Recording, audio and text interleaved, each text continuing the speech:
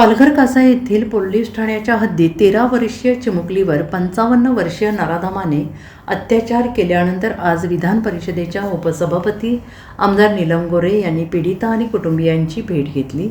पालघर जिल्ह्यातील कासा पोलीस ठाण्याच्या हद्दीत एका 13 वर्षीय चिमुकलीवर 55 वर्षीय नराधमाने अत्याचार केल्यानंतर आज विधान परिषदेच्या उपसभापती आमदार नीलम गोरे यांनी कासा उपजिल्हा रुग्णालयात येऊन पीडिता आणि कुटुंबियांची भेट घेतली। यावेळी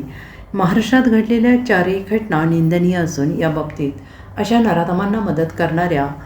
करणाऱ्यांवर कारवाई करण्यात यावी, त्याचबरोबर याबाबतीत कठोर कायदा करून गुन्हेगारांना कठोर शिक्षा व्हावी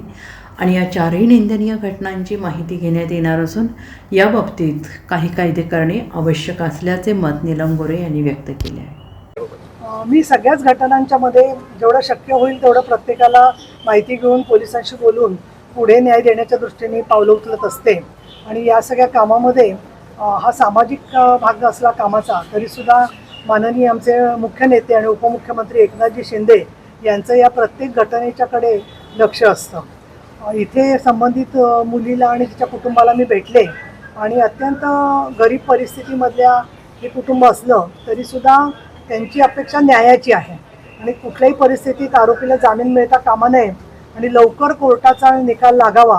आणि त्या मुलीचं शिक्षण चालू राहावं अशी त्यांची अपेक्षा आहे। मी माजी आमदार मनीषाताई निमकर, तसंच संखे पांडुरंग पाटील साहेब संपर्क प्रमुख, संगीता चव्हाण राज्य महिला आयोगाच्या माजी सदस्या आणि पालघरची शिवसेना महिला आघाडी सगळे इथे होते, पण आतमध्ये आम्ही थोडक्यात 4-5 महिला गेलेलो होतो आणि आश्वासक परिस्थितीमध्ये तिच्याशी आम्ही बोललो।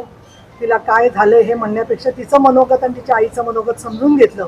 आणि समजून घेतल्यावर त्या मुलीची अपेक्षा आहे की पुढे शिकायचं, आरोपीला शिक्षा व्हावी, आईची पण तीच अपेक्षा आहे आणि अशा प्रकारचा तो जो मांत्रिक आहे तर तो दबाव जर का आणत असेल तर वेळप्रसंगी अशा लोकांवरती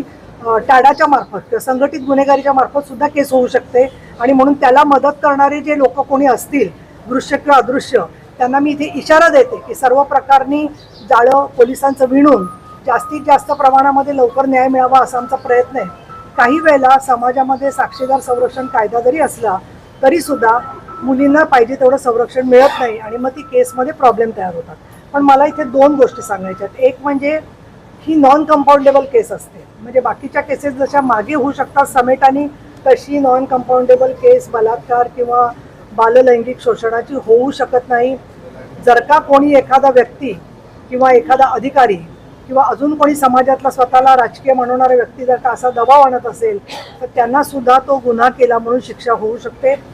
माननीय न्यायालयाला माझी विनंती आहे की नॉन कंपाऊंडेबल केस असल्यामुळे ही परस्पर मागे घेतली जाऊ शकत नाही केस, ती संपूर्णपणे त्याची तारखा पडून शिक्षा सुद्धा जाहीर होऊ शकते। आता तांत्रिकदृष्ट्या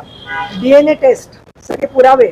परिस्थितीजन्य पुरावा हा सगळा लक्षात घेतला तर मला असं वाटतं की 100% दोषसिद्धी म्हणजे कन्व्हिक्शन या केसमध्ये होणार आहे आणि जे कोणी असे कारणामुळे काही दबाव आणत असतील तर मी आमच्या सगळ्या शिवसेनेच्या पदाधिकाऱ्यांनाही विनंती केलेली आहे की उद्या कोर्टामध्ये ज्या केस चालेल त्यावेळेला त्यांच्याबरोबर कुणी ना कोणी सातत्याने साथीला सहकार्य म्हणून संरक्षण म्हणून असलं पाहिजे आणि मला खात्री आहे की आमची जी शिवसेना महिला आघाडी आहे ती आहे, स्वतः पांडुरंग पाटील साहेब आहेत, हे सगळेजण त्याच्यासाठी म्हणून सज्ज असतील। त्यांच्या गावामधले जे गावकरी आहेत त्यांनासुद्धा माझी विनंती आहे की कुठली केस आहे, मी गावाचं नाव मुद्दाम घेत नाही आहे, पण कुठली केस आहे म्हणण्यापेक्षा ज्यांना मदत पाहिजे त्यांना मदत देणं आणि अजून त्या कुटुंबाला काहीतरी नको ते प्रश्न विचारणं या गोष्टी टाळल्या गेल्या पाहिजेत।